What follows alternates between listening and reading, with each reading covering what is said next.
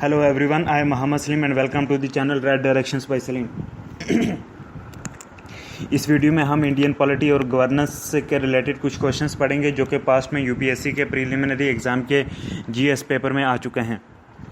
ये वीडियो बहुत इंपॉर्टेंट है कम्पिटिटिव एग्ज़ाम के लिए, इसलिए पूरी सुने और हमारा चैनल सब्सक्राइब भी करें।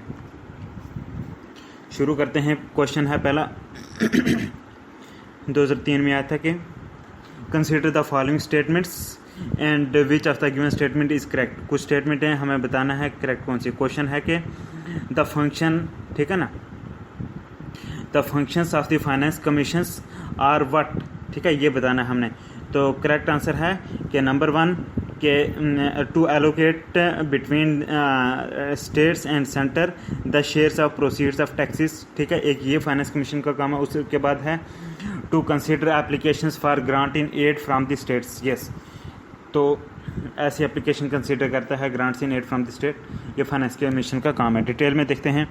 Finance commission has no authority to allow flow of fund from the consolidated fund of India, क्योंकि कुछ स्टेट इसमें कुछ स्टेटमेंट क्वेश्चन में दी हैं कि फाइनेंस कमीशन की ड्यूटी है to allow withdrawal of money out of consolidated fund of India, और ये भी इनकरेक्ट है। और एक और भी लिखा हुआ है कि to supervise and report on whether the union and state governments are levying taxes in accordance with the budgetary provisions, ये भी इनकरेक्ट है, ठीक है ना। तो डिटेल में देखते हैं कि finance commission has no authority to allow flow of fund from the consolidated fund of India and does not supervise any report on financial matters under article 280, 280 article के तहत, ठीक है, under article 280 finance commission recommends on the distribution of taxes to be divided between the centre and the state, ठीक है। It also suggest the principle which should govern the grants in aid of the revenues of the states out of the consolidated fund of India, ठीक है ना। Next question है कि which of the following constitutional amendments are related to raising the number of members of Lok Sabha to be elected from the states. तो answer है 7th and 31st, ठीक है। कि which of the following constitutional amendments are related to raising the number of members of Lok Sabha, हाँ, to be elected from the state, तो ये है 7th and 31st amendment, ठीक है। डिटेल में देखते हैं कि among many changes the 7th constitutional amendment act amended the article 81, 81 article जो है 81 of the constitution. It provided that the house of people means Lok Sabha shall consist of not more than 500 members elected from the states and not more than 25 members from the UTs, ठीक है। But later the 31st constitutional amendment provided that the Lok Sabha shall consist of not more than 525 members from the states and 20 members from the UTs, ठीक है। Next question है कि which among the following countries was the earliest to give women the right to vote. तो answer है New Zealand, ठीक है ना।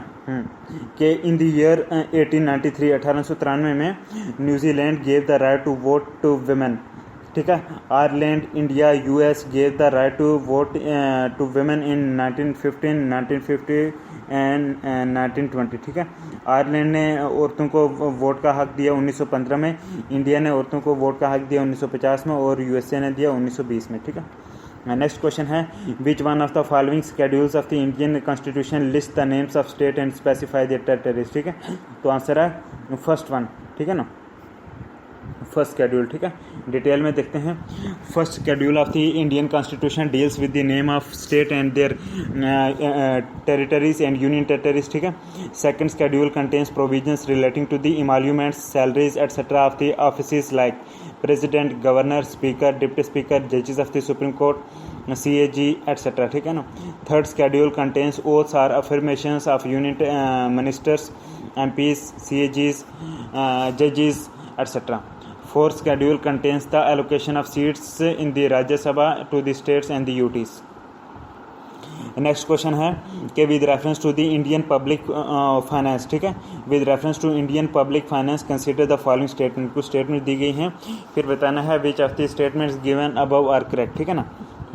तो इसमें दो स्टेटमेंट करेक्ट हैं, दैट इज़ नंबर 1 है कि the Indian constitution provides for the establishment of a consolidated fund, a public account and the contingency fund for each state, ठीक है। उसके बाद है कि appropriations and disbursement under the appropriations and disbursements under the railway budget are subject to the same form of parliamentary control as other appropriations and disbursement. ठीक है, हाँ, तो ये करेक्ट है इंडियन पब्लिक फाइनेंस के रिलेटेड. लेकिन एक statement इन्होंने गलत दी है, वो है कि disbursement from the public accounts of India are subject to vote of parliament. No, ठीक है ना. अब डिटेल में देखते हैं इसके आंसर कि disbursement from public account of India is not subject to the vote of parliament. Parliament का वोट नहीं चाहिए उसमें. ठीक है, then it is this it is operated through executive order. ठीक है ना, हाँ, पैसा निकालना हो अगर पब्लिक अकाउंट ऑफ इंडिया से. ठीक है ना, हाँ, it is operated through executive order. All other public money other than those created to CFI means consolidated fund of India received by are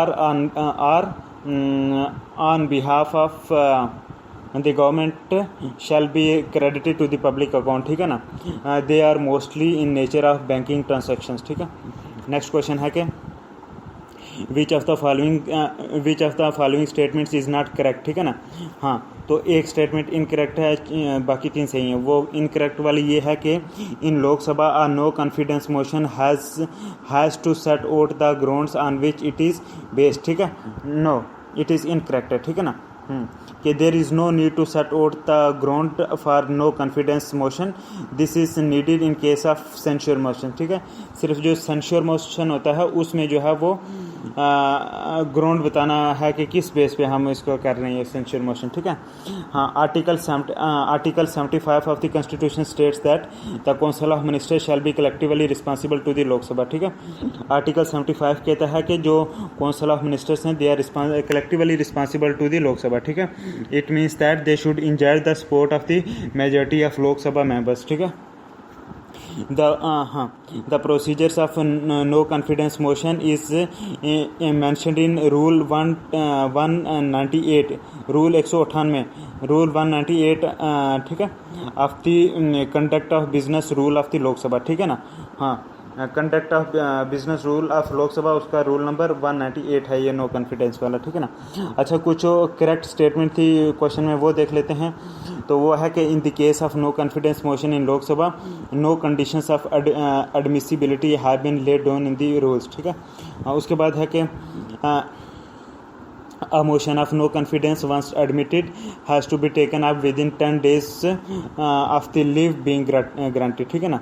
उसके बाद है Rajya Sabha is not empower to entertain the motion of no confidence. ठीक है, next question है कि consider the following statements and tell which of the given statement is correct. ठीक है ना, हाँ, तो मतलब 4 स्टेटमेंट है, all of them are correct. ठीक है, पहली स्टेटमेंट कहती है कि the highest criminal court of the district is the court of district and session जज. ठीक है, कि highest criminal court of the district is the court of district and session जज. ठीक है, उसके बाद है कि द डिस्ट्रिक्ट जज are appointed by governor in consultation with the high court. Yes, उसके बाद है कि a person to be eligible for appointment as district जज शुड बी एन एडवोकेट और प्लीडर फॉर 7 years स्टैंडिंग और more or an officer in judicial service of the union और the state and the state. ठीक है, और एक और statement है वो भी सही है कि व्हेन द सेशन जज awards death sentence it must be confirmed by the high court before it is carried out. ठीक है, हाँ, हाई कोर्ट को कंफर्म होता है कि अगर कोई सेशन जज जो है डेथ सेंटेंस देता है तो वो हाई कोर्ट उसको कंफर्म करेगी. ठीक है, before it is carried out. ठीक है,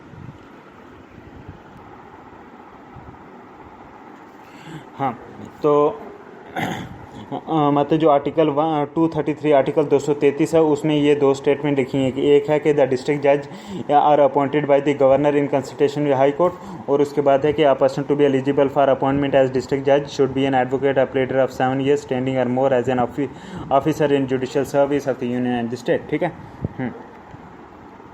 as far as the organization structure of the subordinate judiciary is concerned it is laid down by the state. ठीक है, हाँ. नेक्स्ट क्वेश्चन देखते हैं, consider the following statements and tell which of the given statement is correct. ठीक है ना, हाँ, तो 3 स्टेटमेंट दी गई हैं, तीनों की तीनों सही हैं. ठीक है, पहली स्टेटमेंट बोलता है कि the speaker of the Lok Sabha has the power to adjourn the house sine die.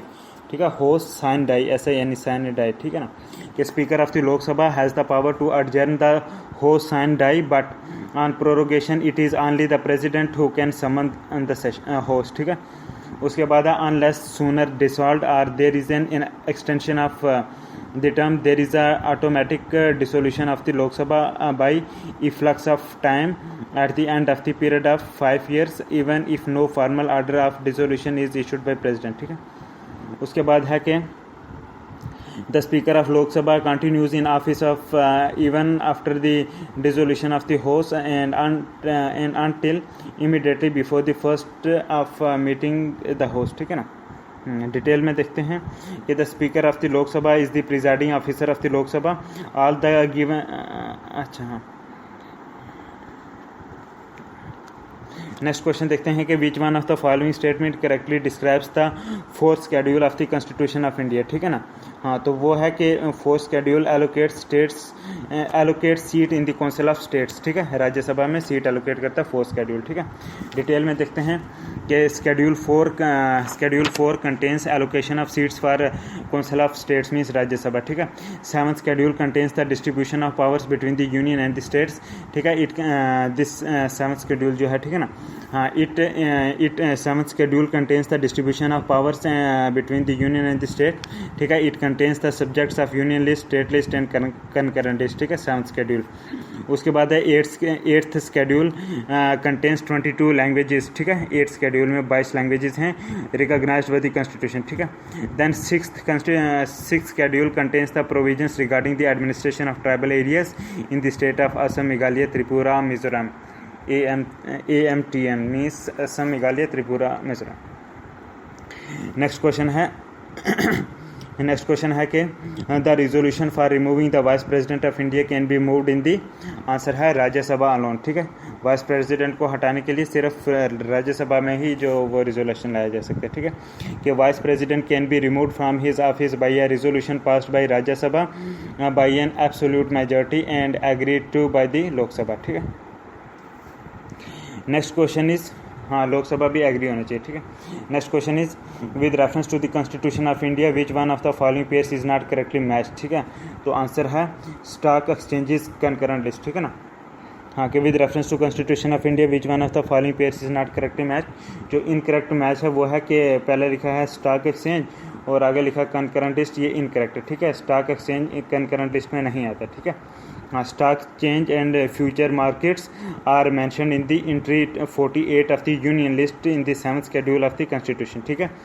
हाँ, स्टॉक एक्सचेंजेस और फ्यूचर मार्केट्स जो हैं ये एंट्री 48, ठीक है, are mention in entry 48 of the union list in the 7th schedule, ठीक है, 7th शेड्यूल में है ये ऑफ द कॉन्स्टिट्यूशन, ठीक है। हाँ, तो उसके बाद जो और स्टेटमेंट हैं वो सही हैं, जैसे कि लिखा है कि जो फॉरेस्ट हैं वो कंकरेंट लिस्ट में आते हैं, ये भी सही है। पोस्ट ऑफिस जो है यूनियन लिस्ट में आता है, सेविंग बैंक, ठीक है ना, ये भी सही है। पब्लिक हेल्थ जो है ये स्टेट लिस्ट में आता है, ये भी सही है, ठीक है। उसके बाद देख लेते हैं, इसी में है कि 7th schedule contains subjects of union, state and concurrent list, ये 7th शेड्यूल में है, ठीक है ना। 7th schedule contains subjects of union, states and concurrent list, ठीक है। नेक्स्ट क्वेश्चन है कि consider the following functions and which of the given functions of election commission of India, which of the given above are the functions of the election commission of India, ठीक है।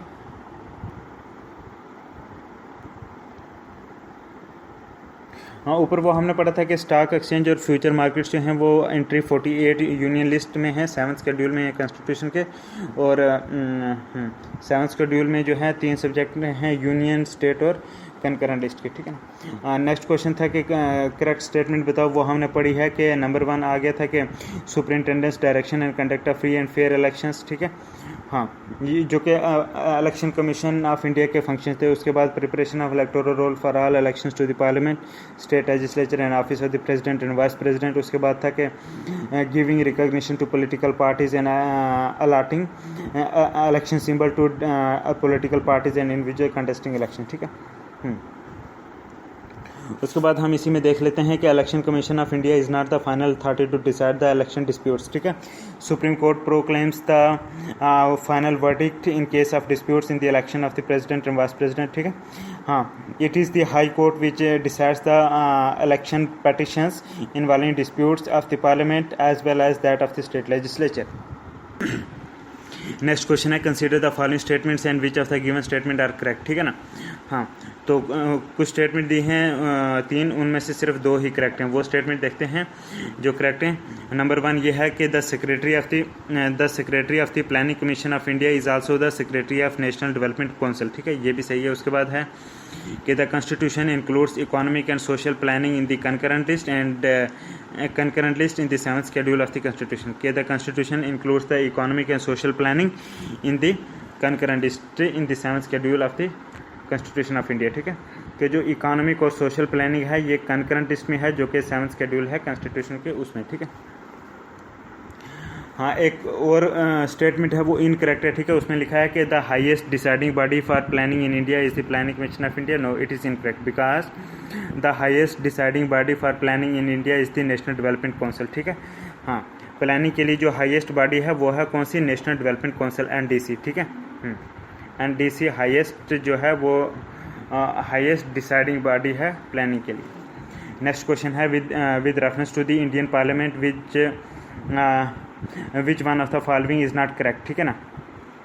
Indian parliament के साथ के ताल्लुक से कौन सी statement incorrect है। वो इनकरेक्ट वाली ये स्टेटमेंट है कि the appropriation bill must be passed by both the houses of the parliament before it can be enacted into law, ठीक है। ये इनकरेक्ट है because the appropriation bill or say the running bill or say supply bill is a legislative motion bill that authorizes the government to spend money. In most democracies, approval of the legislature is necessary for the government to spend money, ठीक है। अच्छा, और जो correct statement थी ऊपर question की वो देख लेते हैं कि no money shall be withdrawn from the consolidated fund of India except under appropriation made by the appropriation act, ठीक है ना।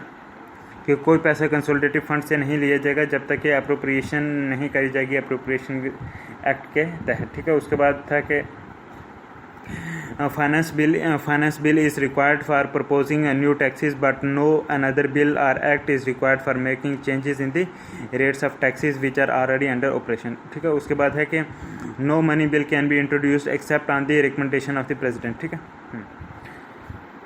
No money bill can be introduced except on the recommendation of the president, ठीक है। Next question है कि which one of the following articles of the constitution of India says that the executive power of every state shall be so exercise as not to impede और prejudice the exercise of executive power of the union, ठीक है। हाँ, तो इसका correct answer है article 257, ठीक है, article 257।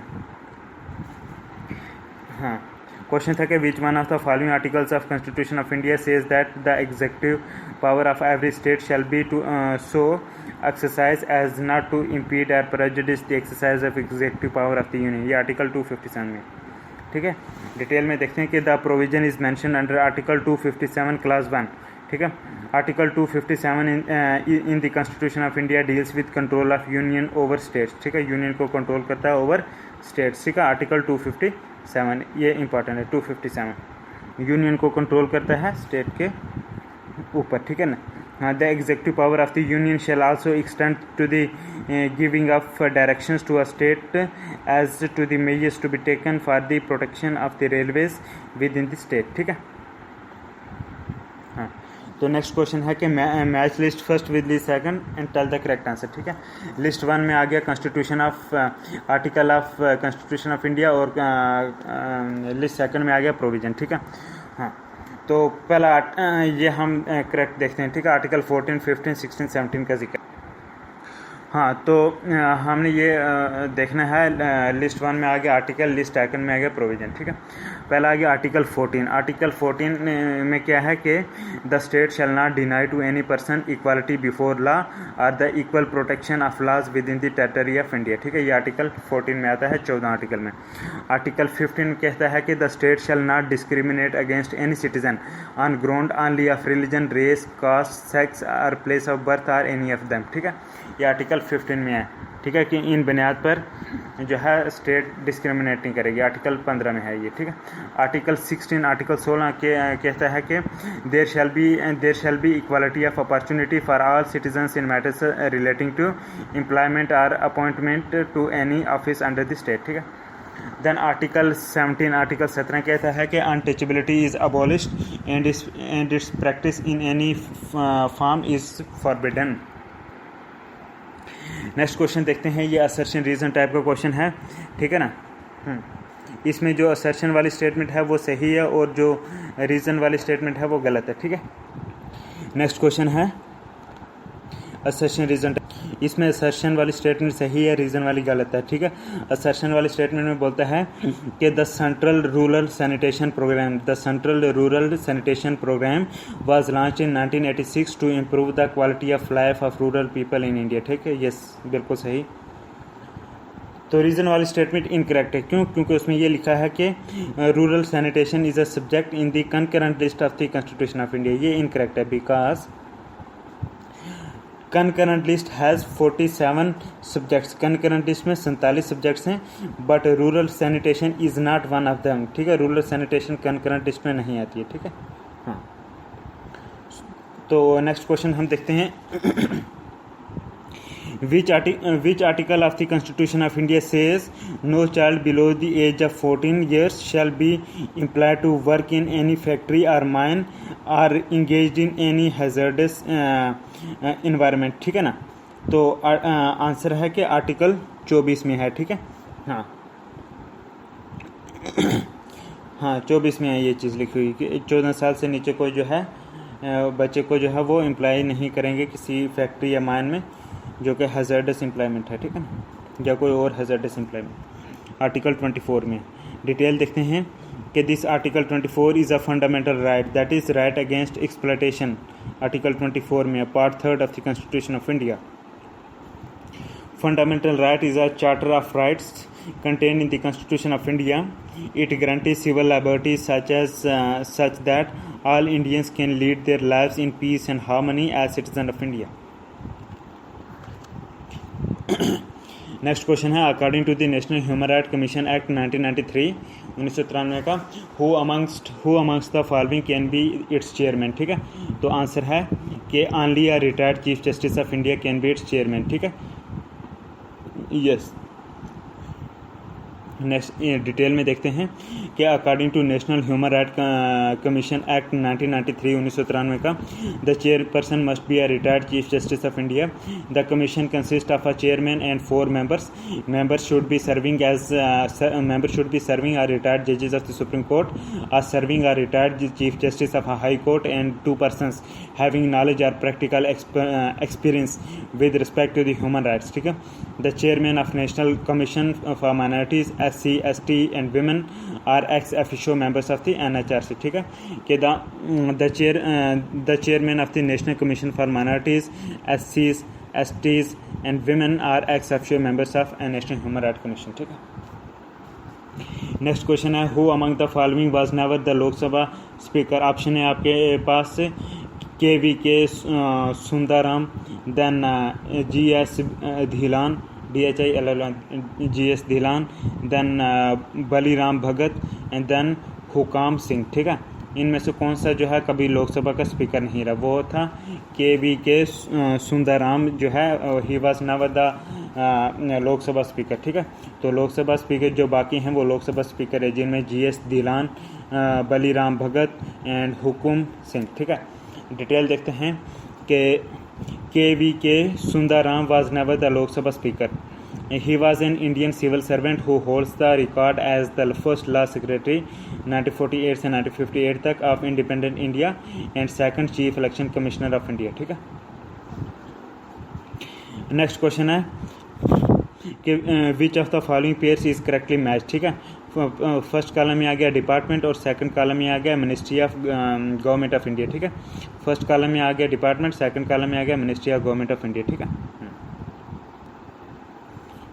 हाँ, इसमें हमने डिपार्टमेंट, कौन से डिपार्टमेंट किस मिनिस्ट्री के अंदर आती है ये देखना है, ठीक है। पहला आ गया department of women and child development was under the ministry of human resource development HRD ministry, but it is now a separate ministry since 2006, ठीक है। Department of women and child development पहले HRD मिनिस्ट्री में थी, अब ये separate ministry है 2006 के बाद से, ठीक है। उसके बाद देखते हैं department of official language works under ministry of home affairs, ठीक है। ऑफिशियल लैंग्वेज वाली मिनिस्ट्री होम अफेयर मिनिस्ट्री के अंडर काम करती है। उसके बाद देखते हैं कि there is also the ministry of drinking water and sanitation, ठीक है। It was formerly under the ministry of rural development, अब तो ये बन गया ministry of drinking water and sanitation, ठीक है। हाँ, this ministry was formerly under ministry of rural development as department of drinking water and sanitation, ठीक है ना। हाँ, नेक्स्ट क्वेश्चन देखते हैं कि consider the following events and which of the given event is which of the following is the correct chronological order of the above sequences, ठीक है। तो कुछ इवेंट्स दिए गए हैं, उनका करेक्ट क्रोनोलॉजिकल ऑर्डर देना है।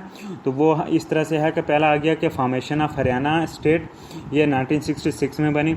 उसके बाद है कि fourth general elections in India 1967 में हुए। उसके बाद Meghalaya and Tripura became full states 1973 में, ठीक है। हाँ, तो मतलब पहले हरियाणा स्टेट बनी, उसके बाद जनरल इलेक्शंस हुए इंडिया में, ठीक है। फोर्थ जनरल इलेक्शंस हुए इंडिया में। उसके बाद Meghalaya and Tripura full state बनी। उसके बाद Mysore was named as Karnataka state, ठीक है। नेक्स्ट क्वेश्चन देखते हैं कि which one of the following is the correct sequence in the descending order of precedence in the warrant of precedence, ठीक है। हाँ, तो इसका करेक्ट सीक्वेंस है हाँ कि जजेस of supreme court, then deputy chairman of the Rajya Sabha, then attorney general of India and then members of parliament, ठीक है। हाँ, कि द डिसेंडिंग ऑर्डर इज जजेस ऑफ सुप्रीम कोर्ट, ठीक है, 09 पे, then deputy chairman of Rajya Sabha 10 पे, attorney general of India 11, then members of parliament 20 पे। ये रेंज हैं, ठीक है ना।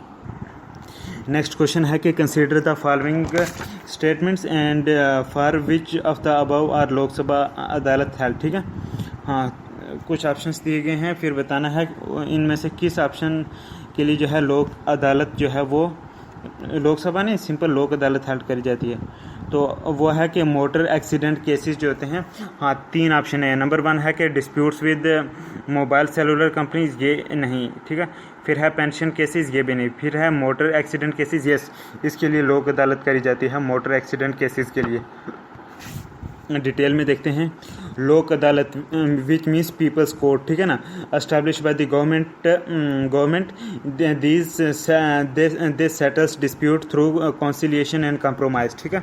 लोक अदालत पीपल्स कोर्ट। द फर्स्ट लोक अदालत वाज हेल्ड इन मद्रास इन 1986, मद्रास में पहली लोक अदालत हुई थी 1986 में, ठीक है। Since April 1985 Lok Adalat have been exclusively organised for settlement of motor third parties claims, ठीक है। हाँ, then pension Lok Adalat has been constituted but was never held, ठीक है, pension Lok Adalat. Next question है कंसीडर द फॉलोइंग स्टेटमेंट्स, ठीक है। नेक्स्ट क्वेश्चन है कि consider the following statements and which of the given statements are correct, ठीक है ना। हाँ, तो 2 स्टेटमेंट दी गई हैं, उनमें से सिर्फ एक ही करेक्ट है, ठीक है ना। हाँ, और वो स्टेटमेंट है कि the part 9th of the constitution of India provisions for panchayats and was inserted by the constitution amendment act 1992, yes, ये बिल्कुल सही है, ठीक है। डिटेल में देखते हैं कि बिटवीन द गिवन हाँ, ये देखते हैं कि the 73rd amendment act 1992 which got the president assent on 25th April 1993 after ratification of the required number of states provided constitutional guarantee for formation of panchayats inserted part 9th and the 11th schedule of the constitution, part 9th and 11th schedule, ठीक है।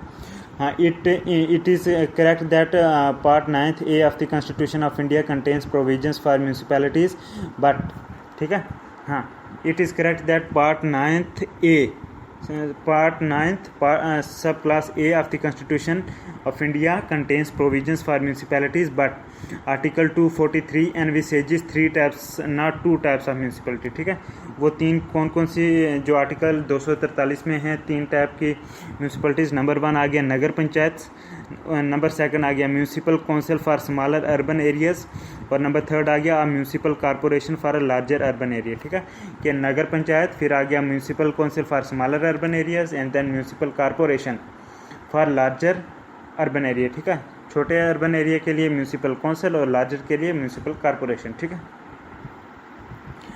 Next question है कि consider the following statements and tell which of the given statements are correct. ठीक है, हाँ. तो 3 statement हैं, उनमें से सिर्फ एक ही करेक्ट है. वो ये है कि article 371 A to article 371 clause I were inserted in the constitution of India to meet regional demands of Nagaland, Assam, Manipur, Andhra Pradesh, Sikkim, Mizoram, Arunachal Pradesh and Goa. Yes, they are correct. ठीक है. उसके बाद एक इनकरेक्ट स्टेटमेंट लिखी है, उसमें लिखा है कि constitution of India and USA envisages dual polity means union and the state but single citizenship. ये इनकरेक्ट है बिकॉज यूएसए में डबल सिटीजनशिप है. ठीक है. उसके बाद है कि a naturalize citizen of India can never be deprived of his citizenship. ये भी इनकरेक्ट है. ठीक है. हाँ, अब थोड़ा डिटेल में देखते हैं. ठीक है. A foreigner can acquire Indian citizenship on application for naturalisation to the government of India if he, number 1, belongs to a country where Indian citizen can acquire citizenship through naturalization. Number 2, if he has renounced the citizenship of his country. Number 3, if he is residing in India for 11 years or more. Number 4, if he has good moral character and working knowledge of an Indian language. Number 5, if he must not be a citizen of a country where Indian citizens are prevented from becoming citizen by naturalization. ठीक है. Unlike USA, in India there is a single citizenship of only India. ठीक है ना.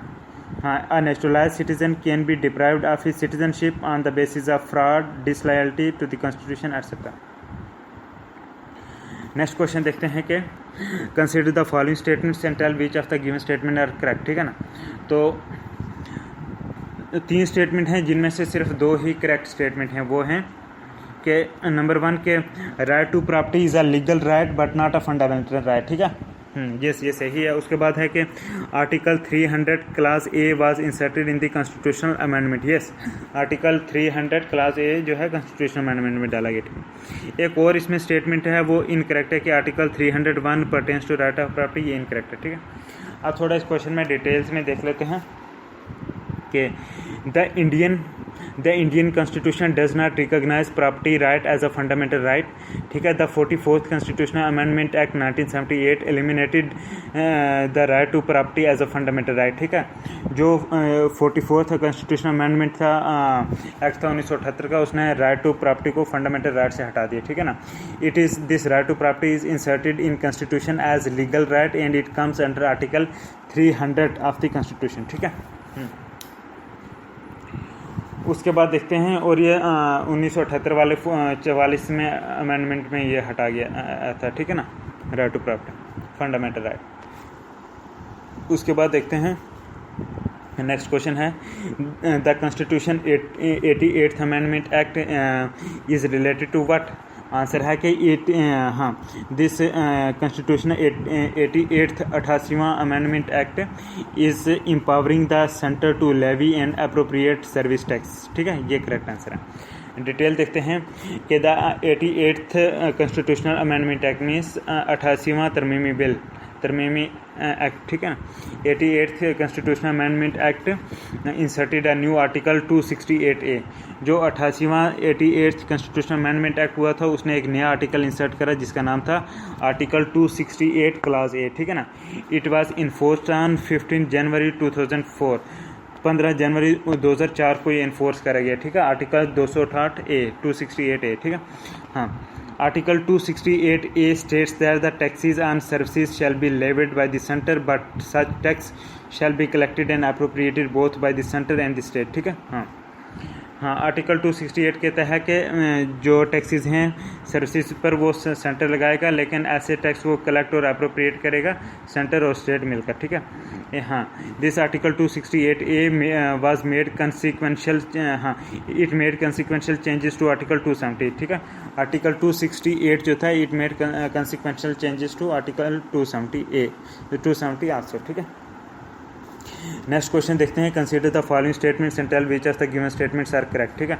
3 statement हैं, उनमें correct सिर्फ एक ही है और वो है कि 9th, 10th, 11th and 12th schedules which were added to the constitution of India by the constitution amendment act, ठीक है। हाँ, कि 9th, 10th, 11th, 12th schedules were added to the constitution of India by the constitution amendment act, ठीक है। हाँ, detail में देखते हैं अब 9th स्केड्यूल में क्या है, ठीक है ना।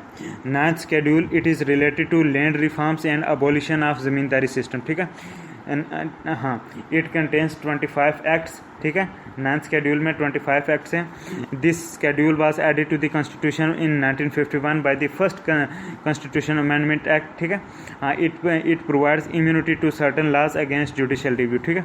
जो 9th स्केड्यूल है इसमें कोई लैंड रिफॉर्म्स के रिलेटेड है और इसमें ज़मींदारी सिस्टम को ख़त्म कर दिया गया था। 9th स्केड्यूल में जो है 25 एक्ट्स हैं, 25 एक्ट्स हैं, ठीक है ना।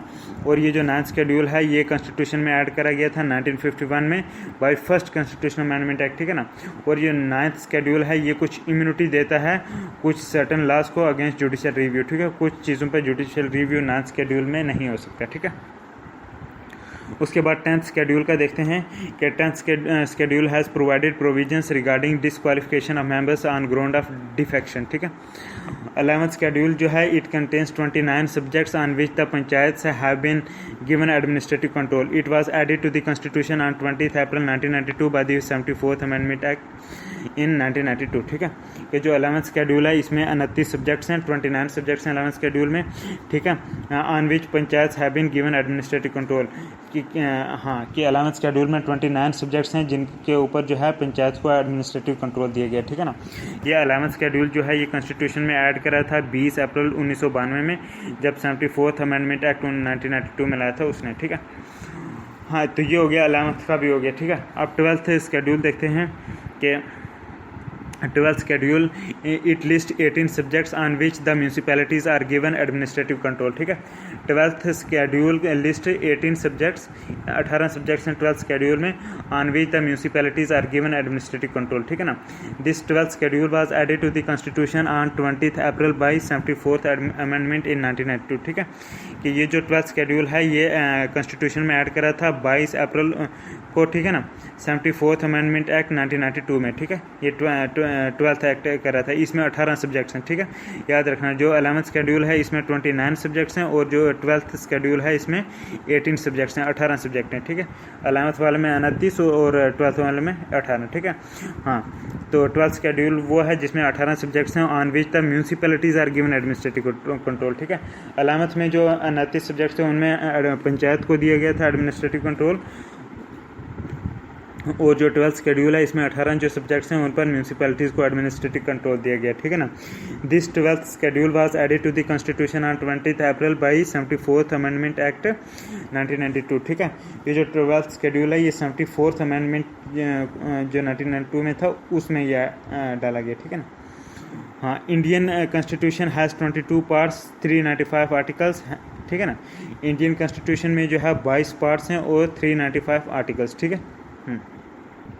हाँ, तो 22 पार्ट्स 395 आर्टिकल्स हैं, ठीक है, इंडियन कॉन्स्टिट्यूशन। नेक्स्ट क्वेश्चन है कि who among the following was the chairman of the union constitution committee of the constituent assembly. कि who among the following was the chairman of the union constitution committee of the constituent assembly. तो answer है कि पंडित जवाहरलाल नेहरू, ठीक है। कि who कुछ option हैं doctor B R Ambedkar, J B Kripalani, J L Nehru, Alladi Krishnaswami Ayyar, ठीक है।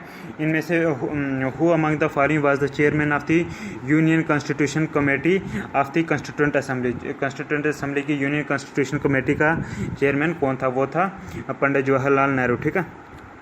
हाँ, डिटेल देखते हैं कि the major committees formed under the constituent assembly and chairman are. जो ड्राफ्टिंग कमेटी थी उसका चेयरमैन था डॉक्टर बी आर अम्बेडकर, ठीक है। जो स्टीयरिंग कमेटी थी उसका चेयरमैन था डॉक्टर राजेंद्र प्रसाद, ठीक है। यूनियन कॉन्स्टिट्यूशन कमेटी का चेयरमैन था पंडित जवाहरलाल नेहरू, ठीक है। हाँ, next question is consider the following statements and which of the given statement are correct, ठीक है ना।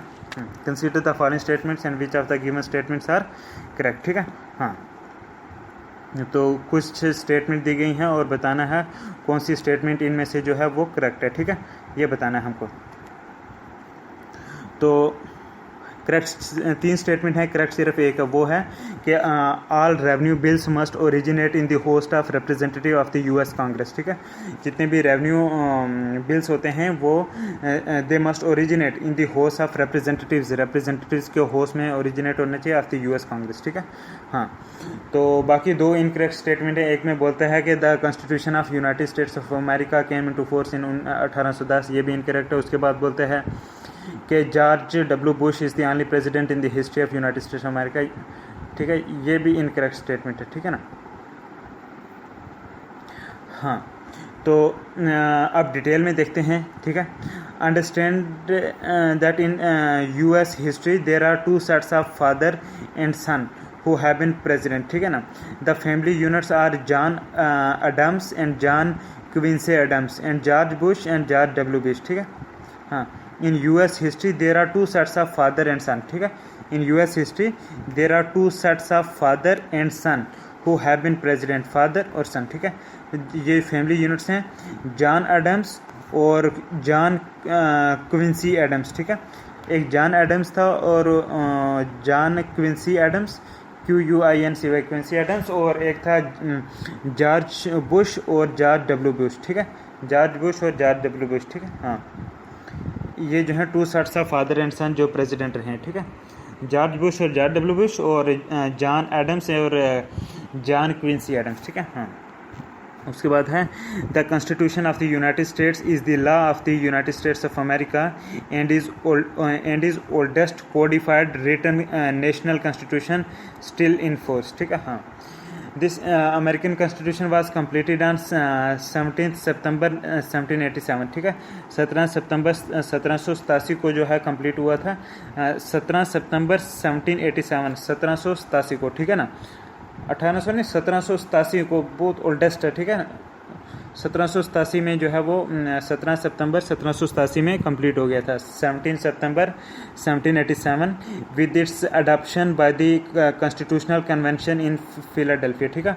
और ये अडॉप्ट हुआ था, एक कॉन्स्टिट्यूशनल कन्वेंशन हुआ था फिलाडेल्फिया में, तो वहाँ पे, ठीक है ना। Then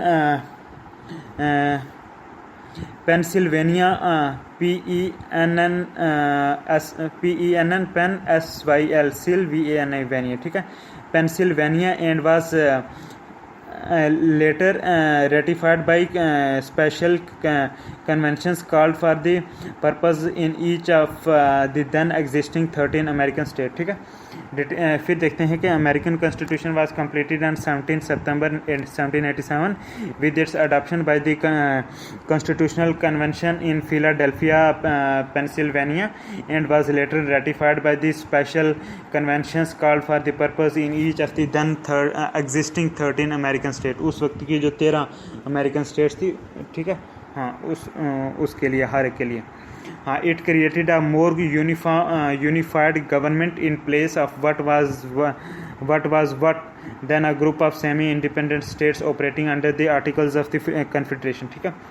It took effect in 1789 and has served as a model for the constitution of numerous other nations, ठीक है। हाँ, तो ये इफेक्ट में कब आया? 1789 में, ठीक है, 2 साल बाद। हाँ, नेक्स्ट क्वेश्चन देखते हैं। Consider the following statements and which of the given statement are correct, ठीक है। तो 3 स्टेटमेंट दी हैं, करेक्ट सिर्फ एक ही है, और वो है कि the parliament of Russia is called federal assembly, yes, ठीक है। पार्लियामेंट ऑफ रशिया जो है उसको फेडरल असेंबली बोलते हैं, ठीक है।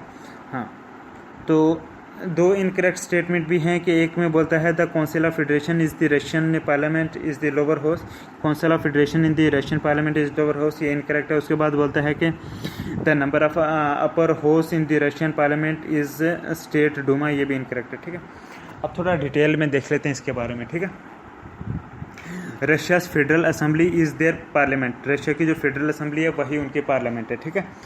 The state Duma is the Russian parliament's lower house, ठीक है।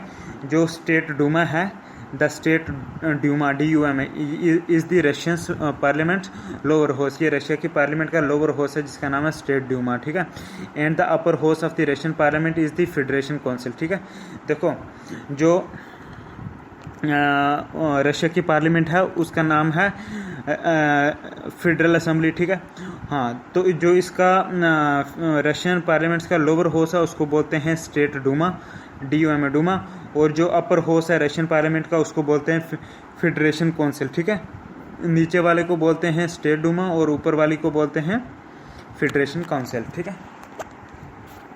नेक्स्ट क्वेश्चन देखते हैं, match items in list first with those of list second, ठीक है, and tell the correct answer, ठीक है। लिस्ट 1 में आ गया कंट्री और लिस्ट सेकंड में आ गया नेम ऑफ द पार्लियामेंट की, कौन सी कंट्री की कौन सी पार्लियामेंट है, ठीक है, किस कंट्री की पार्लियामेंट का क्या नाम है ये बता। और वो कुछ इस तरह से है, जो नीदरलैंड्स है इसकी जो पार्लियामेंट का नाम है वो है स्टेट्स जनरल, ठीक है। नीदरलैंड की पार्लियामेंट का नाम है स्टेट्स जनरल, ठीक है। नीदरलैंड्स की पार्लियामेंट का नाम है स्टेट्स जनरल, ठीक है। यूक्रेन की पार्लियामेंट का नाम है सुप्रीम काउंसिल, यूक्रेन की पार्लियामेंट का नाम है सुप्रीम काउंसिल, ठीक है। हाँ, उसके बाद जो है पोलैंड की कैपिटल का नाम है सेजम, SEJM सेजम, पोलैंड की कैपिटल का नाम है सेजम, SEJM सेजम, ठीक है। जापान की कैपिटल का नाम है डाइट, ठीक है ना। उसके बाद देखते हैं कि the states general assembly is the by cameral legislature of the Netherlands consisting of the senate and the house of the representatives, ठीक है। हाँ, supreme council is the unicameral parliament of Ukraine, ठीक है। The national assembly is the parliament of Poland consisting of lower house, ठीक है, Sejm SEJM Sejm and an upper house the senate, ठीक है। हाँ, रिपीट करता हूँ कि the national assembly is the parliament of Poland की पार्लियामेंट है national assembly consisting of lower house that is Sejm and upper house the senate, ठीक है। हाँ, तो पोलैंड की जो पार्लियामेंट है वो है ये नेशनल असेंबली, और उसका जो लोअर हाउस है उसको बोलते हैं सेजम, SEJM सेजम, और पोलैंड के जो अपर हाउस है उसको बोलते हैं सेनेट, ठीक है। पार्लियामेंट का नाम है नेशनल असेंबली, लोअर हाउस आगे सेजम, अपर हाउस आगे सेनेट, ठीक है। हाँ, तो उसके बाद देखते हैं हम, हाँ, उसके बाद है कि the national diet is the Japan's by cameral legislature, ठीक है। नेशनल डाइट जो है ये जापान की, हाँ, डाइट या नेशनल डाइट जो है जापान की बाई कैमरल लेजिस्लेचर का नाम है। इसमें एक लोअर हाउस होता है, ठीक है, हाउस ऑफ रिप्रेजेंटेटिव्स, और एक अपर हाउस होता है जिसको हाउस ऑफ काउंसिलर्स बोलते हैं, ठीक है। तो ये इंपॉर्टेंट है कि जापान में बाई कैमरल लेजिस्लेचर होती है और इसकी लेजिस्लेचर को डाइट बोलते हैं। तो ये जो डाइट है मतलब जापान की, इसका जो लोअर हाउस है उसको बोलते हैं हाउस ऑफ रिप्रेजेंटेटिव्स, और जो जापान की डाइट का जो अपर हाउस है उसको बोलते हैं हाउस ऑफ काउंसिलर्स, ठीक है। ऊपर काउंसिलर, नीचे रिप्रेजेंटेटिव्स। नेक्स्ट क्वेश्चन है कि consider the following statements and which of the given statement are correct, ठीक है ना। तो 2 स्टेटमेंट हैं, उनमें करेक्ट सिर्फ एक है, और वो है कि the officers and servants of the supreme court and high courts are appointed by the concerned chief justice and the administrative expenses are charge on the consolidated fund of India. Yes, ये सही है, ठीक है ना। इसमें एक incorrect statement भी है, उसमें यह है कि the parliament cannot enlarge the jurisdiction of supreme court of India as its jurisdiction is limited to that conferred by the constitution. ये इनकरेक्ट है, ठीक है ना। और डिटेल में देखते हैं कि the officer and servants of the supreme court and high courts are appointed by the concern chief justice and the administrative expenses are charge on the consolidated fund of India, ठीक है। उसके बाद देखते हैं कि हाँ, supreme court's jurisdiction and powers with respect to matters in the union list can be enlarged by the parliament, ठीक है। Further, its jurisdiction and powers with respect to other matters can be enlarged by a special agreement of the center and the states, ठीक है। Next question है consider the following statements and which of the given statement are correct, ठीक है।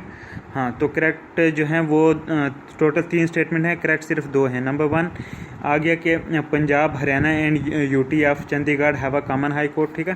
Punjab, Haryana and UT of Chandigarh have a common high court. उसके बाद ये है कि national capital territory of Delhi has a high court of its own, national capital territory of Delhi has a high court of its own, ठीक है ना। हाँ, और एक इनकरेक्ट स्टेटमेंट भी लिखी है कि there are 25 high courts in India. ये इनकरेक्ट है, ठीक है, 25 नहीं है बल्कि 24 हाई कोर्ट्स इंडिया में, ठीक है। हाँ, there are 24 high courts in India, not 25, ठीक है। और उसके बाद ये है कि the constitution of India provides for a high court for each state, but the 7th amendment act 1956, 1956 का 7th अमेंडमेंट एक्ट जो था, it authorise the parliament to establish a common high court for 2 or more states or for 2 or more states and a union territory, ठीक है ना। Next question है ये 2006 में आए थे कि who was the chief justice of India when public interest litigation PIL was introduced to the Indian judicial system, ठीक है। तो आंसर है PN भगवती, ठीक है ना, कि who was the chief justice of India when public interest litigation PIL was introduced in Indian judicial system. तो answer है PN भगवती, ठीक है, कि उस वक्त चीफ जस्टिस ऑफ इंडिया था PN भगवती जब ये PIL इंट्रोड्यूस करी गई इंडियन जुडिशल सिस्टम में, ठीक है। कि PN Bhagwati was the chief justice of India when public interest litigation PIL was introduced in the Indian judicial system. PN Bhagwati was the chief justice of India during the period of 1985 to 86, 1985-86 में PN Bhagwati जो है CJI था, ठीक है। Next question है कि next question is which among the following commission was set up in परस्यूएंस of a definite provision under an article of the constitution of India, ठीक है। तो आंसर है इलेक्शन कमीशन, ठीक है। हाँ, डिटेल देखते हैं कि election commission was set up in परस्यूएंस of a definite provision under an article of the constitution of India, ठीक है, 25 जनवरी 1950 में, ठीक है ना। तो आर्टिकल है 324, ठीक है, कि election commission was set up in परस्यूएंस of a definite provision under article 324 of the constitution of India, ठीक है। कब ये करा गया था? 25 जनवरी 1950 को। और किस आर्टिकल के तहत इलेक्शन कमीशन बनाया? आर्टिकल 324, ठीक है। Next question is consider the following statements and tell which of the given statement are correct, ठीक है ना। तो 2 स्टेटमेंट दी गई हैं, दोनों इनकरेक्ट है, ठीक है ना। पहली स्टेटमेंट में बोलता है कि अ पर्सन, ठीक है, कि a person who has hold office as a permanent जज of the high court can not plead और एक्ट इन एनी कोर्ट और before any authority in India except of the supreme court, ठीक है। ये incorrect है, because the permanent जज of a high court can not plead और act in any court before any authority in India except the supreme court and other high court, ठीक है। हाँ, तो it is enshrined in article 220 of the constitution, article 220 जो है constitution का, उसमें लिखा गया, ठीक है ना। हाँ, एक और इनकरेक्ट स्टेटमेंट थी क्वेश्चन में कि a person is not qualified for appointment as a जज of a high court in India unless he has for at least 5 years hold a judicial office in the territory of India। ये भी incorrect है, because a person should hold a judicial office in the territory of India for at least 10 years, ठीक है, not 5 साल, for at least 10 years to be qualified for appointment as a judge of a high court, ठीक है। It is mentioned in article 217 of the constitution, ठीक है। Article 217 जो है constitution का, आर्टिकल 217, उसमें मेंशन है कि एक बंदा अगर अगर उसको जज बनना है हाई कोर्ट का, तब वो कम से कम जो है 10 साल जो है वो रहा हो इस सर्विस में, ठीक है ना।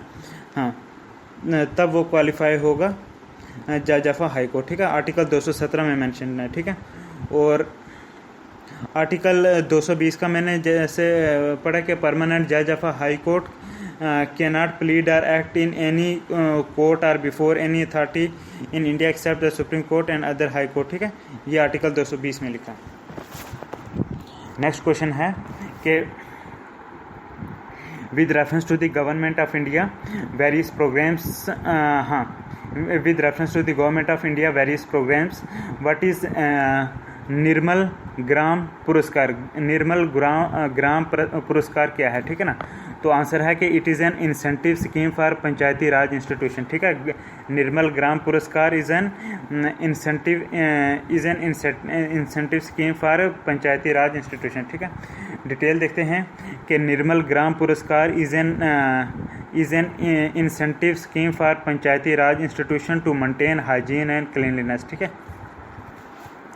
नेक्स्ट क्वेश्चन है कि which one of the following subjects is under the union list in the 7th schedule to the constitution of India, ठीक है। विच one of the following subjects is under the union list in the 7th schedule of the constitution of India, ठीक है। तो answer है regulation of labour and safety in mines and oil fields, ठीक है, कि regulation of labour and safety in mines and oil fields, ठीक है। Question repeat करता हूँ कि which one of the following subjects is under the union list in the 7th schedule of the constitution of India. तो कुछ options दिए गए हैं जैसे fisheries, public health, agriculture, regulation of labour and safety in mines and fields. तो ये जो पहले वाला है ना, regulation of labour and safety in mines and coal fields, ये है करेक्ट आंसर, ठीक है ना। यही है यूनियन लिस्ट में 7th शेड्यूल कॉन्स्टिट्यूशन में, ठीक है, regulation of labour and safety in mines and oil fields. Detail देखते हैं कि regulation of labour and safety in mines and oil fields is in union list and agriculture, fisheries and public health are given in state list, ठीक है। 7th schedule of the constitution of India contains 3 list, ठीक है। जो 7th schedule है constitution of India का 7वां schedule, उसमें 3 list में, that is union list, state list and concurrent list, ठीक है, 7th शेड्यूल में। नेक्स्ट क्वेश्चन है कि consider the following statements and tell which of the given statement is correct, ठीक है। 2 स्टेटमेंट हैं, करेक्ट सिर्फ एक ही है, और वो है कि the constitution of India does not define the backward classes. ये कॉन्स्टिट्यूशन में ये नहीं लिखा हुआ है बैकवर्ड क्लासेस का, ठीक है। हाँ, एक इनकरेक्ट स्टेटमेंट भी है इसमें कि there is no provision for the constitution of India to encourage equal pay for equal work for both man and women. ये इनकरेक्ट स्टेटमेंट है क्योंकि ये प्रोविजन है, ठीक है। अब थोड़ा डिटेल में देखते हैं कि the provision of equal pay for equal work of man and women is mention in one of the directive principles of state policy in part 4 in article 39 class D of the constitution, ठीक है। कि the provision of equal pay for equal work for main and women is mention in one of the directive principles of state policy in part 4 in article 39 class D of the constitution, ठीक है। थोड़ा detail में देखते हैं आगे कि next question देखते हैं। Consider the following statements and tell which of the given statement is correct, ठीक है ना। तो 2 स्टेटमेंट है, करेक्ट सिर्फ एक ही, और वो है कि the Rajya Sabha alone has the power to declare that it would be in national interest for the parliament to legislate with respect to a matter in the state list, ठीक है। यस, ये राज्यसभा के पास अलोन पावर है, ठीक है, क्योंकि वो council of states है, ठीक है। दूसरा एक इनकरेक्ट स्टेटमेंट लिखी है कि resolutions approving the proclamation of emergency are passed only by the Lok Sabha. ये इनकरेक्ट है, ठीक है। अब डिटेल में देखते हैं कि the Rajya Sabha alone has the power to declare that it would be in national interest for the proclamation, it would be in the national interest for the parliament to legislate with respect to a matter in the state list। Article 249 में जो है article, हाँ, ये article 249 में mention है, ठीक है। Article 249 में मेंशन है कि it would be in the, Rajya Sabha has alone the power to declare that it would be in national interest for the parliament to legislate with respect to a matter in the state list, ठीक है। ये article 249 में है, ठीक है।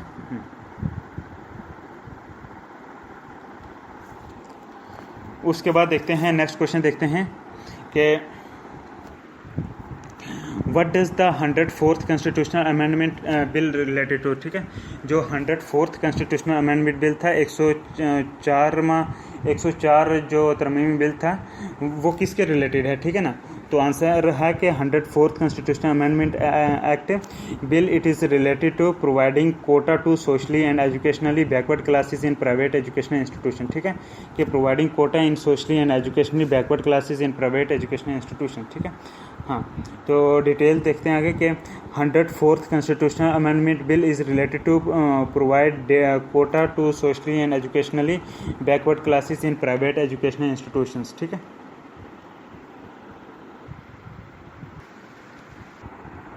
Next question देखते हैं, ये असर्शन रीजन टाइप का क्वेश्चन है, ठीक है। इसमें असर्शन वाली स्टेटमेंट इनकरेक्ट है, रीजन वाली स्टेटमेंट सही है, ठीक है ना। असर्शन में है कि in India every state has a high court in its territory, no, it is incorrect, ठीक है। दूसरी रीजन वाली स्टेटमेंट ये सही है, इसमें बोला गया कि the constitution of India provides a high court in each state, constitution of India provides a high court in each state, ये सही है, ठीक है। हाँ, तो अब थोड़ा डिटेल में देखते हैं कि now in India there are 29 states and 8 UTs, ठीक है। हाँ, 29 स्टेट 8 यूटीज़ हैं, लेकिन अभी जो है जम्मू कश्मीर को यूटी बनाया गया है लद्दाख और लेह में, और एक स्टेट कम होगी, मतलब 28 स्टेट्स होगी, और यूटीज़ दो ज़्यादा होगी, मतलब कि यूटी होगी कितनी 10, ठीक है ना। हाँ, तो लेकिन ओनली 24 कोर्ट्स जो हैं इंडिया में है, ठीक है। हाँ, इन इंडिया देर आर हाँ, तो इंडिया में कोर्ट्स की हाई कोर्ट कितनी है, सिर्फ 24, ठीक है।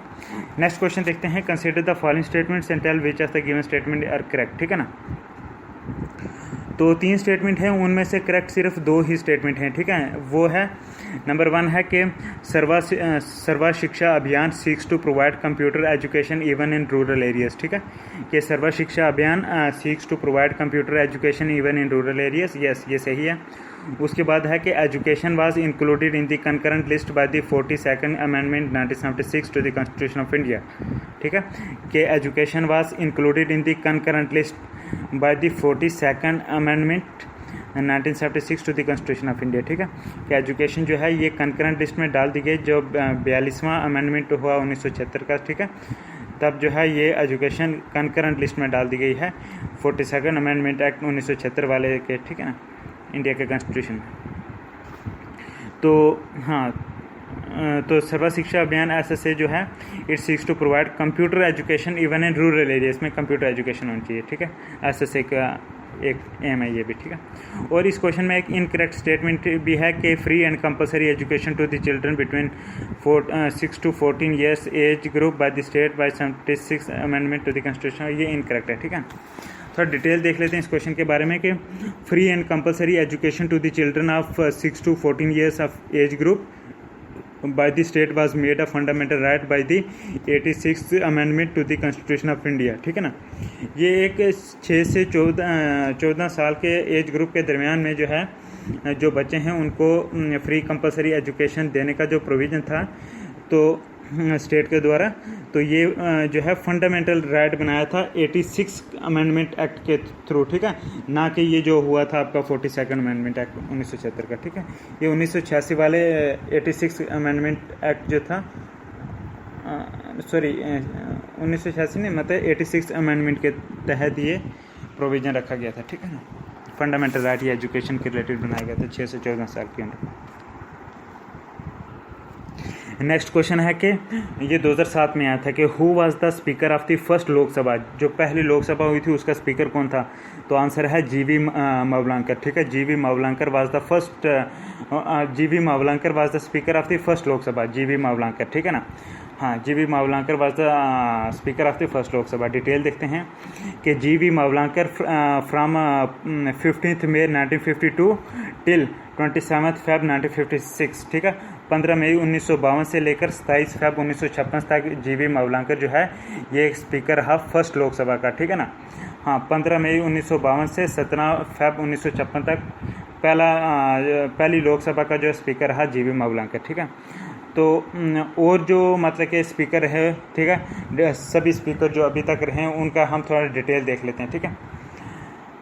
सबसे पहला आया जीवी मावलंकर स्पीकर, ठीक है, 1952 से 56 तक।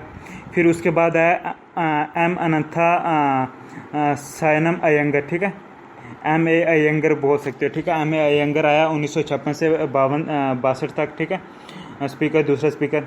फिर उसके बाद आया तीसरे नंबर पे सरदार हुकम सिंह, ये 1962 से 67 तक रहा, 67 तक, ठीक है, हुकम सिंह।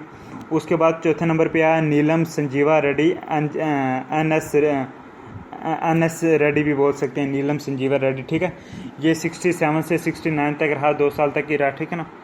उसके बाद फिफ्थ नंबर पे आया गुरदयाल सिंह धीलान, DHILLON धीलान, ठीक है, गुरदयाल सिंह धीलान। ये 1969 से 1975 तक रहा, ठीक है, गुरदयाल सिंह धीलान, ठीक है ना। उसके बाद 6 नंबर पे आया बालीराम भगत, ये 1976 से लेकर 1977 तक रहा, ठीक है ना। उसके बाद 7 नंबर पे आया नीलम संजीवा रेड्डी, ठीक है ना। ये पहले भी आया था नीलम संजीवा रेड्डी जो है 67 से 69 तक था, तो अब जो है पहले 4th नंबर पे आया था, 4th स्पीकर के तौर पर आया था 67 से 69 तक। अब जो है 7th स्पीकर के तौर पर आया एन एस रेड्डी, नीलम संजीवा रेड्डी। अब ये 1977 मार्च से जुलाई तक की रहा, ठीक है। इसका टीनर दोनों बार बहुत कम था, ठीक है ना। उसके बाद एट्थ स्पीकर जो था वो था के एस हज, HEGDE, के एस हज, ठीक है ना। ये 1977 से 1980 तक रहा, ठीक है। उसके बाद 9th नंबर पे आया बलराम झाकर, ठीक है। बलराम झाकर जो था ये 1980 से 1989 तक रहा, ठीक है। 9 साल तक रहा, 10 साल तक, ठीक है। बलराम जाकर, JHAK जाकर, बलराम जाकर 1980 से 89 तक रहा ये बलराम जाकर स्पीकर, 10 साल तक, ठीक है। फिर 10th नंबर पे आया रूबी राय। रूबी राय 1989 से 1991 तक रहा, 2 साल, ठीक है। 11th नंबर पे आया शिवराज पटेल, ठीक है। ये 1991 से 1996 तक रहा, ठीक है। शिवराज पटेल 1991 से 1996 तक रहा, ठीक है ना। तो रबी राय जो था 1989 से 1991 तक रहा, रबी राय। और शिवराज पटेल जो है 1991 से 96 तक रहा, ठीक है। 12th नंबर पे आया P.A. सांगमा। P.A. सांगमा जो है 1996 से 1998 1998 तक रहा, 2 साल, ठीक है। P.A. सांगमा। 13th नंबर पे आया GMC बाला योगी। GMC बाला योगी 1998 से 2002 तक रहा, ठीक है। फिर 14th नंबर पे आया मनोहर जोशी। ये मई 2002 से 2004 तक रहा, ठीक है। मई 2002 से 2004 तक रहा मनोहर जोशी, ठीक है। 14th स्पीकर था। देन 15th स्पीकर आ गया सोमनाथ चटर्जी। 2004 से 2009 तक रहा सोमनाथ चटर्जी, ठीक है। फिर 16th जो 16वां स्पीकर था वो था मीरा कुमार लेडी, ठीक है। 2009 से 2014 तक रही, ठीक है। फिर 17वें नंबर पे सुमित्रा महाजन, ठीक है। हाँ, ये भी लेडी थी। ये जून 2014 से मतलब ये 18 तक रही, ठीक है ना। उसके बाद है अभी फ़िलहाल ओम बिरला जी हैं, ठीक है ना। उसके बाद और इस वीडियो का लास्ट क्वेश्चन है कि who among the following have been the union finance ministers of India, ठीक है। ऑप्शन है आपके पास VP Singh, R वेंकटातरमन, YB Chyavan, Pranab Mukherjee, ठीक है। तो करेक्ट आंसर है कि all of the above have been the union finance minister, ठीक है। प्रणब मुखर्जी जिनकी अभी डेथ होगी, ठीक है। ये वाइस प्रेसिडेंट भी रहे, प्रेसिडेंट भी रहे इंडिया के। प्रणब मुखर्जी ये भी finance minister. R Venkataraman, ठीक है ना। आर वेंकटा रमन ये भी जो हैं फाइनेंस मिनिस्टर रहे। VP सिंह भी फाइनेंस मिनिस्टर रहे। YB चवन ये भी फाइनेंस मिनिस्टर रहे, ठीक है ना। फाइनेंस मिनिस्टर रहे, ठीक है। अभी तक थोड़ा डिटेल देख लेते हैं। Person who have held the office of finance minister of India since independence, ठीक है। हाँ, तो वो देख लेते हैं। सबसे पहला फाइनेंस मिनिस्टर रहा R.K. शानमुखम छठी, ठीक है। R.K. शानमुखम छठी अगस्त 15 1947 से 1949 तक रहा। R.K. शानमुखम छठी, ठीक है। 15 अगस्त 1947 से 1949 तक रहा R.K. शानमुखम छठी, ठीक है। उसके बाद नंबर 2 पे रहा जॉन मथेई। ये 1949 से 1950 तक रहा, 1-2 साल, ठीक है, जॉन मथेई। नंबर 3 पे रहा C.D. देशमुख। ये 1950 से 1957 तक रहा C.D. देशमुख, ठीक है। 1950 से 1957 तक, ठीक है। फिर चौथे नंबर पे रहा T.T. कृष्णामाचारी। ये 1957 से 58 तक रहा, ठीक है ना। फिर फाइनेंस मिनिस्टर 5वें नंबर पे रहे पंडित जवाहरलाल नेहरू, ठीक है। हाँ, फाइनेंस मिनिस्टर भी रहे पंडित जवाहरलाल नेहरू, ठीक है ना। ये फेब 1958 से मार्च 1958 तक ये मंत्रालय भी इनके पास रहा फाइनेंस का, ठीक है, जवाहरलाल नेहरू के पास। दैन मोरारजी देसाई जो है 58 से 63 तक रहे मोरारजी देसाई। Then T.T. कृष्णामाचारी जो कि पहले भी रहे 4th नंबर पे, ठीक है, 57 से 58 तक। और फिर जो है T.T. कृष्णामाचारी जो हैं ये 63 से 65 तक रहे। उसके बाद सकिंद्रा चौधरी जो है ये 65 से 67 तक रहे फाइनेंस मिनिस्टर, ठीक है ना। उसके बाद जो फाइनेंस मिनिस्टर है वो रहे मोरारजी देसाई 67 से 69 तक। देन इंदिरा गांधी भी फाइनेंस मिनिस्टर रहे 1970 से 71 तक, ठीक है, इंदिरा गांधी। देन YB चवन रहे 71 से 75 तक finance minister. Then C Subramaniam ये 1975 से 77 तक रहे C Subramaniam finance minister. Then HM Patel जो है ये 77 से 79 तक रहे फाइनेंस मिनिस्टर। देन चरण सिंह थे ना, ठीक है, जैसे चौधरी चरण सिंह यूनिवर्सिटी होगी, ठीक है ना। जो चरण सिंह थे ये 79 से जनवरी से जुलाई 79 तक ही रहे, ठीक है। फिर एच.एन. बहुगुणा, ठीक है, जैसे गढ़वाल यूनिवर्सिटी होगी ना, एच.एन. भी Garhwal university means H.N.. Bahuguna, ठीक है, हेमवती नंदन बहुगुणा, ठीक है ना। तो शायद वही है फाइनेंस मिनिस्टर, ठीक है ना। एच.एन. बहुगुणा ये 28 जुलाई 1979 से 14 जनवरी 1980 तक रहे, ठीक है, एच.एन. बहुगुणा फाइनेंस मिनिस्टर, ठीक है। फिर आर वेंकटरमन जो है 80 से 82 तक रहे finance minister. Then Pranab Mukherjee जो है, प्रणब मुखर्जी ये 1982 से 1984 तक finance minister. Then V P Singh जो है 1984 से 87 तक रहे फाइनेंस मिनिस्टर। उसके बाद राजीव गांधी भी फाइनेंस मिनिस्टर 1987 से 1987 मतलब जनवरी से जुलाई तक। फिर एन.डी. तिवारी जो है ये 87 से 88 तक फाइनेंस मिनिस्टर। उसके बाद एस.बी. चौहान जो हैं ये 88 से 89 तक। देन मधु धंधावाते जो है 89 से 90 तक रहे ये finance minister. Then Yashwant Sinha एक इम्पॉर्टेंट नेम है, ठीक है ना। यशवंत सिन्हा जो है फाइनेंस मिनिस्टर रहे 1990 से 1991 तक, मीन्स नवंबर 10 1990 से जून 21 1991 तक, ठीक है। 1990 से 91 तक रहे Yashwant Sinha finance minister. Then doctor Manmohan Singh जो है 1991 से 1996 तक रहे finance minister. Then Jaswant Singh, ऊपर यशवंत सिन्हा था ना, अब ये जसवंत सिंह जो हैं ये 1996 से 96 में तक मई से जून तक रहे ये फाइनेंस मिनिस्टर। उसके बाद पी चिदम्बरम फाइनेंस मिनिस्टर रहे 1996 से 1997 तक, पी चिदम्बरम। देन आई के गुजरल फाइनेंस मिनिस्टर रहे 1997 से, ये भी मतलब अप्रैल से मई 1997, 1-2 महीने, ठीक है। फिर पी चिदम्बरम फाइनेंस मिनिस्टर आ गए 1997 से 1998, 2 साल के लिए। देन फिर यशवंत सिन्हा अगेन आगे फाइनेंस मिनिस्टर 1998 से 2002 तक। उसके बाद जसवंत सिंह भी आगे फिर फाइनेंस मिनिस्टर 2002 से 2004 तक। Then P Chidambaram again became the finance minister, ठीक है, 2004 से 2008 तक, ठीक है। उसके बाद मनमोहन सिंह बने 2008 से 2009 तक, इन्होंने मंत्रालय अपने पास रखा, ठीक है, प्राइम मिनिस्टर के अलावा। उसके बाद प्रणब मुखर्जी फिर रहे फाइनेंस मिनिस्टर, ठीक है, 2009 से 2012 तक प्रणब मुखर्जी फाइनेंस मिनिस्टर रहे, ठीक है। फिर डॉक्टर मनमोहन सिंह ने अपने पास रखा ये 2012 से मतलब जून से जुलाई 31 तक 2012 में अपने पास रखा। फिर पी चिदम्बरम को दिया, ठीक है ना, 2012 से 2014 फाइनेंस मिनिस्ट्री। उसके बाद अरुण जेटली जो हैं वो 2014 से ये रहे अभी तक। उसके बाद जो है 2018-19 तक तो अब finance minister Nirmala Sitharaman. So thank you very much, God bless you, अल्लाह हाफिज़। अब नेक्स्ट वीडियो बनाएंगे, उसमें कुछ और टॉपिक इंडियन पॉलिटी और गवर्नेंस के कवर करेंगे। अल्लाह हाफिज़।